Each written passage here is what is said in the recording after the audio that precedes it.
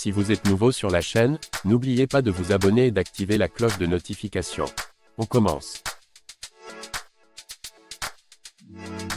Curtis Blaydes a été sévère avec Ciryl Gane et notamment sur tout son jeu de lutte. Blaydes pense qu'il n'évoluera jamais. Ciryl Gane a perdu 2 fois dans sa conquête du titre des poids lourds de l'UFC. La première fois contre Francis Ngannou, à l'UFC 270, où ce dernier a souvent amené le combat au sol, ce qui lui a fait remporter la victoire, et la deuxième fois contre Jon Jones à l'UFC 285, où il a perdu par soumission en à peine 2 minutes. Derrière tout cela, il y a donc un problème de lutte pour Ciryl Gane, problème qui lui a coûté ses 2 chances au titre. Et pour Curtis Blaydes, l'un des meilleurs poids lourds en grappling, le Français ne veut tout simplement pas faire de lutte et ignore cet élément clé du MMA, via le kick MMA. Je pense qu'il est comme beaucoup d'autres. Il s'en est sorti sans avoir à lutter. Comme Francis lorsqu'il a combattu Stipe Miocic.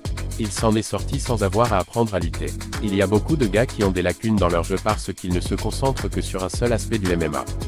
Je sais que beaucoup de gens s'attendent à ce que Ciryl comble cette lacune au sol. Mais il faut des années pour apprendre à se battre en lutte. Il n'y arrivera pas. Je ne m'attends pas à ce qu'il y parvienne.